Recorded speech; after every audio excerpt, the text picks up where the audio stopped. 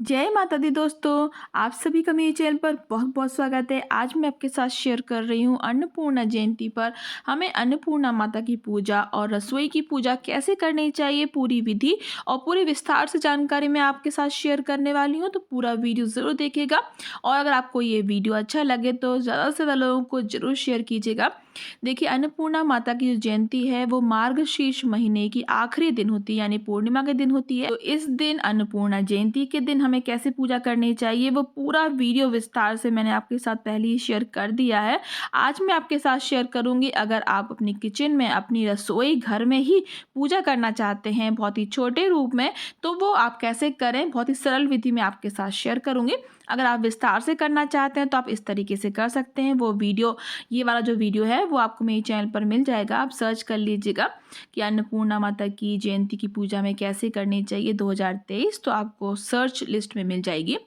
फिर भी मैं आपको इस वीडियो के आई बटन में दे दूंगी, तो आप वहां से भी देख सकते हैं। तो देखिए, सबसे पहले मैं आपको बता दूं कि अन्नपूर्णा माता की जो व्रत होते हैं वो 21 दिवसीय होते हैं। 21 दिन पहले ही इनके व्रत जो हैं वो शुरू हो गए थे। अगर आपने विस्तार से ये पूजा की होगी तो आपने इसका जो धागा है वो पहले ही धारण कर लिया होगा। अगर नहीं धारण किया है या फिर आपने वो पूजा, वो व्रत नहीं किए हैं, तो कोई बात नहीं, आपके लिए बहुत ही अच्छा अवसर आ रहा है। जो भी बहुत ज़्यादा विस्तार से पूजा नहीं कर पाता है वो बहुत ही छोटे रूप में अन्नपूर्णा माता की जयंती के दिन, मतलब कि पूर्णिमा के दिन, ये पूजा कर सकता है और अपनी अन्नपूर्णा माता को मना सकता है, उनको प्रसन्न कर सकता है। क्योंकि जिस घर में भी अन्नपूर्णा माता की कृपा होती है, उनकी कृपा दृष्टि होती है, उसके घर में कभी भी किसी भी प्रकार के धन धान की कमी नहीं होती। कोई भी मेहमान, कोई भी आपके यहाँ पर जब मेहमान आते हैं या कोई भी इंसान आता है, वो भूखा नहीं जाता है, खुश होकर पेट भरकर और प्रसन्न होकर जाता है। तभी कहा जाता है माता अन्नपूर्णा की कृपा इस इंसान पर, इस स्त्री पर, इस या फिर इस पुरुष पर बनी हुई है। तो इस तरीके से आपको सब देखिए, पूरी पूजा जो करनी है वो आप अपने घर के मंदिर में भी कर सकते हैं अगर जगह है तो।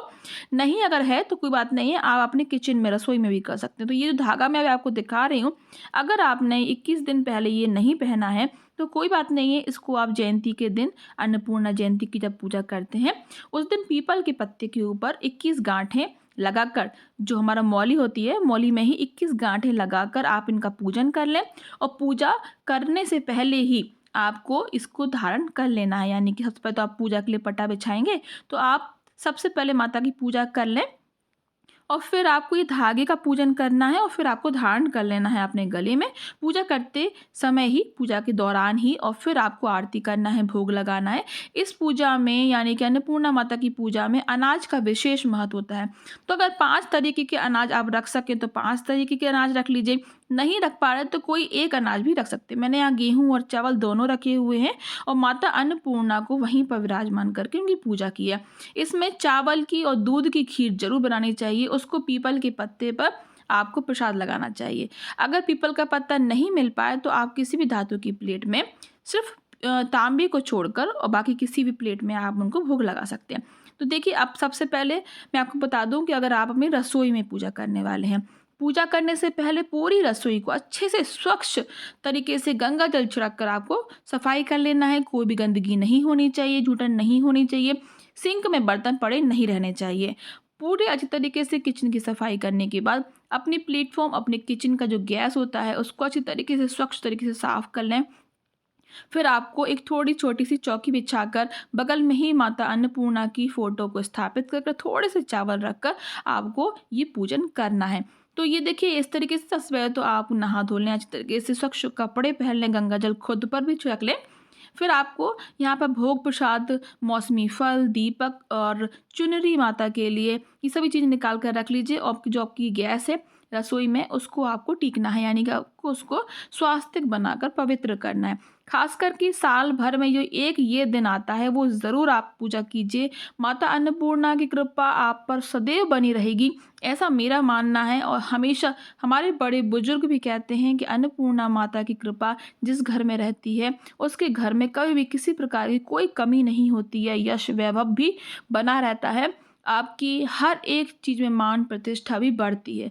तो देखिए, मैंने यहाँ स्वास्तिक बना दिया। मैं यहाँ हल्दी से स्वास्तिक बना रही हूँ क्योंकि हल्दी जो होती है वो सर्वप्रथम पूजनीय होती है, स्वच्छ होती है हर पूजा पाठ में। स्वास्तिक बनाने के बाद आप रोली से इसको टीक लीजिए। थोड़े से चावल हैं, अक्षत हैं, वो हमें यहाँ पर उनको अर्पित करना है और माता का जो स्मरण है वो हमें करते रहना है। माता के जो मंत्रोच्चारण होते हैं वो हमें करते रहना है। अगर कोई मंत्र आपको नहीं आते हैं अन्नपूर्णा माता के, तो आप जय माता दी, जय माता दी, जय माता दी का भी जाप कर सकते हैं लगातार। और इस तरीके से आपको पूरी पूजा करनी है। माता लक्ष्मी ही अन्नपूर्णा माता होती हैं, इसीलिए आप माता लक्ष्मी का भी कनक धारा स्तोत्र का पाठ भी कर सकते हैं इस दिन। इस तरीके से आपको ये माला करना है। अगर माला करेंगे तो आपको बहुत ज़्यादा यश वैभव की प्राप्ति होगी, आप ज़रूर कीजिएगा।